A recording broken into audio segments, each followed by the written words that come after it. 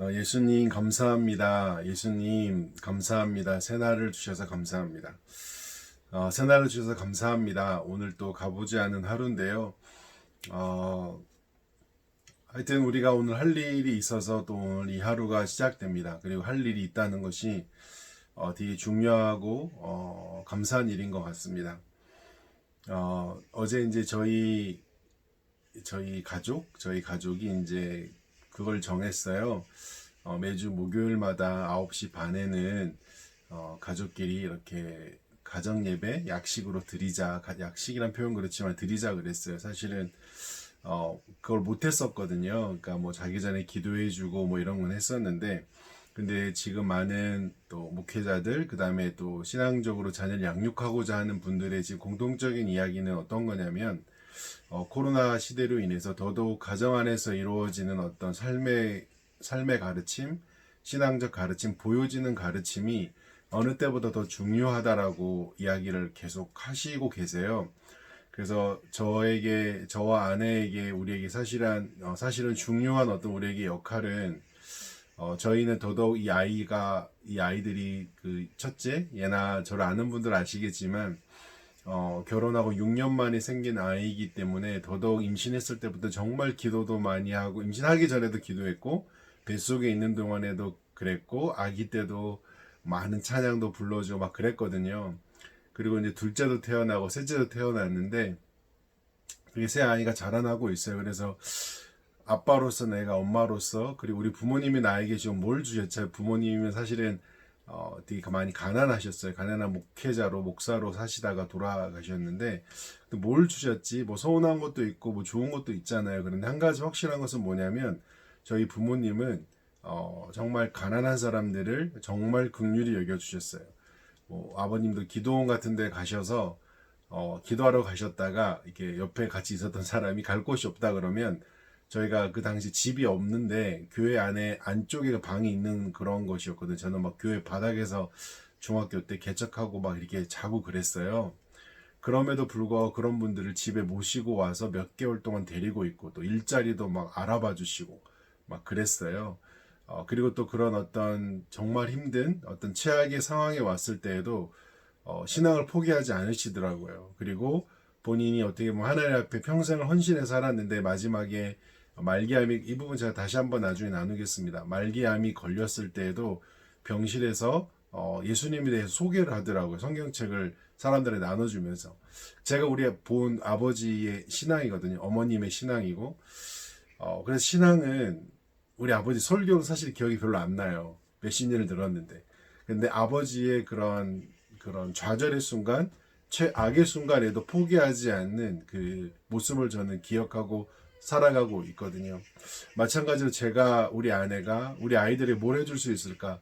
저는 사역자로 살아가고 있는데 부자는 안 될 것 같아요. 뭐 부자가, 저는 개인적으로 사역자가 부자가 되어도 안 된다고 저는 생각을 하고 있고, 최소한 다른 사람을 돕고 나눌 수 있는 정도.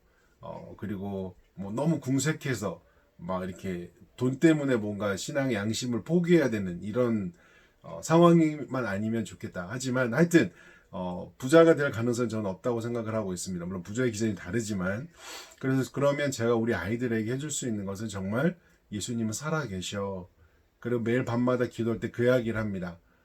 예수님, 우리 아이들이 교회를 사랑하고 성경을 사랑하고 예수님을 사랑하게 해주세요라고 늘 기도해 주거든요. 그리고 아이들이 정말 주님을 사랑하는 목회자를 만나게 해주세요라고 기도를 해주고 있습니다. 그만큼 신앙 교육, 신앙생활은 중요한 것 같습니다. 특별히 코로나 때문에 더더욱 가정에서 보내는 시간이 많고, 특히 영상으로 교회들이 지금 예배를 많이 드리거든요. 앞으로도 이거는 전폭적으로 바뀔 것 같지는 않습니다. 아마 수련회도 쉽지 않고요. 그렇기 때문에 앞으로 지금 이 젊은 세대들이 결혼을 하고 자녀를 놓고 지금 어린아이를 두고 있는 분들도 마찬가지고요. 가정 안에서 보여주는 신앙생활, 함께하는 것, 부모님이 쓰는 말투, 행동 방식, 이런 것이 너무나 중요한 것 같습니다. 그래서 저 또한 사실 우리 아이들에게 그래서 그런 신앙의 어떤 전수를 해야겠다. 어떤 형태로든 삶으로도 그렇게 해야 되고, 그리고 예배를 통해서라도 이제 해야겠다는 생각을 하고 있어요. 우리 아이들도 영상으로만 예배 드리고 있거든요. 저는 이제 교회 가서 영상 예배를 인도하고 있지만, 그래서 여러분들이, 영상을 보시는 여러분들이 정말 함께 고민하고 우리가 어떻게 믿음의 이 사람들을 세워가야 될지를, 자녀들을, 또 우리의 이 젊은이들을 같이 고민하면 좋겠다는 생각이 듭니다. 오늘은 디모데후서 3장 10절에서 17절 말씀인데요. 여기에서는 그 3장 1절에서 9절 말씀에 바울이 디모데에게 말세에 일어난 일을 이야기를 했어요. 말세에 일어난 일들 가운데 얘기를 하면서 말세에는 선한 일이 일어날 거야. 뭐 사람들이 서로 사랑할 거야. 서로 도울 거야. 긍정적인 이야기는 하나도 없습니다. 근데 사복음서에도 말세 이야기를 하면서요. 말세에 일어난 일들 가운데 좋은 이야기는 하나도 있지 않습니다. 물론 이제 비그리스도인들은 이거를 이제 뭐 이렇게 여러 가지 해석을 하죠. 근데 한 가지 확실한 것은 뭐냐면 그 말세를 말하지만 뭘 또 말하냐면 긍정적인 것은 뭐냐면 예수님도 그런 말씀을 하셨지만 믿음의 사람들은 더 견고해지고요. 믿음의 사람들은 더 예수님을 더 경험하고 누리게 됩니다. 그리고 더더욱 성경적 방식을 추구하며 살아가게 됩니다. 오늘도 디모데후서에서 뭘 말하고 있냐면 3장 10절에 17절 말씀 이렇게 말해요. 나의 교훈과 행실과 의향, 믿음, 오래 참음, 사랑, 인내, 박해를 받음, 고난, 그리고 안디옥과 이고니아, 루스드에 당한 일, 이런 것을 너가 보고 알고 있지 않냐, 디모데야. 근데 주님이 이 모든 일에서 나를 건져주셨어, 구해주셨어라고 말해요. 모든 부정적이고 힘든 어떤 상황과 이야기들이 있지만 바울은 뭘 말하고 있냐면 예수님이 나를 건져주셨어라고 말합니다. 그러니까 말세의 어떤 일들 막 징조를 말하지만요. 그리스도인들은 더더욱 예수님을 경험하고 누리게 될 것입니다. 왜냐하면 더 의지하게 되고 더 찾게 되거든요. 그리고 자기의 마지막이 있다는 걸 알기 때문에 더더욱 거룩한 삶을 추구하고 함께하고 있는 사람들, 가족, 나의 동료들 중요하게 소중하게 여기게 되어 있습니다. 그리고 바울이 이야기를 하면서 부탁을 합니다. 결국은 뭘 말하냐면 쉽게 말하면 성경에 근거한 삶을 너가 살아야 돼 라고 말하고 있습니다. 그리고 경건하게 살고자 하는 사람은 핍박을 박해를 받아 라고 말합니다. 그때나 지금이나 똑같은 것 같습니다. 제가 제 후배나 우리 졸업한 순장들 이야기를 들어 직장 생활에서 믿음으로 살면서 사는 것은 정말 박해를 받는 것 같습니다. 왜냐하면 양심을 속여야 될 일들이 많으니까요. 그거는 사역자도 똑같습니다. 사역자도 양심을 속이고 양심을 거스르는 어떤 그 사역을 하면 쉽습니다. 그런데 그 양심을 지키는 반응하는 사역 방식을 추구하면요. 정말 쉽지 않습니다. 사역자도 제가 볼 때는 그분이 목사건 선교사건 선교단체 간사건 동일하다고 생각을 하고 있습니다. 경건하게 살고자 하고 한다는 어려움이 있습니다. 여러분이 이 땅 지금 살아가면서 믿음으로 사는데 어렵잖아요. 그럼 여러분이 진짜 그리스도인이라는 중요한 표지가 됩니다. 그런데 여러분이 뭔가 이 삶을 살아가고는 별 어렵지 않으시잖아요. 경건의 모양만 가지고 있는 그리스도인의 가능성이 아주 높습니다. 경건의 능력을 소유한 그리스도 우리가 함께 살아가면 좋겠습니다. 저도 마찬가지입니다. 바울이 또 이렇게 말해요. 사람들은 서로 속이고 악하여지기도 한다. 더 속이고 더 악하여진다 라고 말해요. 왜 사람들이 서로 속이고 더 악하여지겠어요? 이유는 한 가지입니다. 욕심입니다. 내 자리를 지켜야 되잖아요. 내가 가지고 있는 것 지켜야 되잖아요. 내가 끝까지 가져가야 되잖아요. 그러려면 속여야 되거든요. 그러려면 악하여져야 되거든요. 나누려고 하고 내려놓으려고 하면 속일 이유가 없죠. 악하여지지 않습니다. 아주 중요한 것 같습니다. 제가 이렇게 살아보니까요. 사역자의 세계에도 제가 볼 땐 동일한 것 같습니다. 그래서 바울이 디모데에게 부탁한 건 뭐냐면 배우고 확신하는 일에 거하라고 말하고 있습니다. 그래서 성경에는 구원에 이르는 지혜가 있다라고 말합니다. 그리고 성경은 하나님의 감동으로 된 것이야 라고 말해주는데요.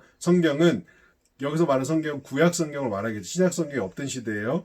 그럼에도 불구하고 바울은 디모데에게 이렇게 말해요. 교훈과 성경은 교훈해주고 책망하고 바르게 하고 의로 교육하기 유익하고 하나님의 사람으로 온전케 하고 선한 일을 행할 능력을 갖추게 한대요. 성경은 이런 능력이 있습니다.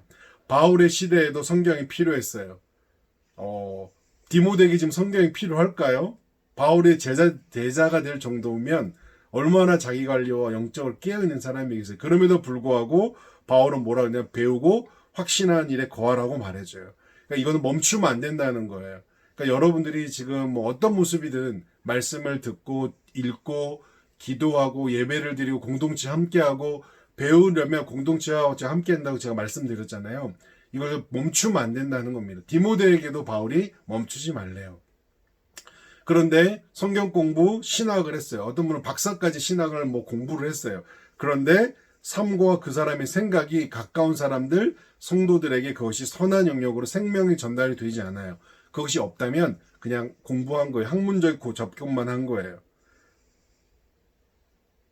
그렇기 때문에 바울의 시대에도 성경이 필요했잖아요. 지금의 시대도 마찬가지입니다. 그런데 바울의 시대와 지금 시대 가장 큰 차이는요. 바울의 시대는 성경을 손에 들고 각자 소유하기 쉽지 않았고요. 초대교회도 더 어려웠고요. 그 이후에도 더 어려웠어요. 어떤 성경, 라틴어로 된 성경은 정말 부자들만, 그러니까 나중에 교황만 성경을 보고 이런 시대도 있었거든요. 근데 지금은 다른 나라는 모르겠지만 대한민국은 성경이 차고 넘칩니다. 핸드폰 앱으로도 나옵니다. 너무 차고 넘쳐서 문제죠. 이 정도라면 정말 믿음의 사람들이 곳곳에 차고 넘쳐야 되잖아요. 그렇지 않은 걸 보면 성경은 차고 넘치지만 성경의 지배를 받고 있는 사람은, 성경과 동행하고 있는 사람은 적은 것 같습니다. 저와 여러분이 어느 때보다도 지금 성경을 가까이 하셔야 합니다. 사역자로 성경 많이 가까이 할 거가 천만에 그렇지 않습니다. 왜냐하면 직업이잖아요.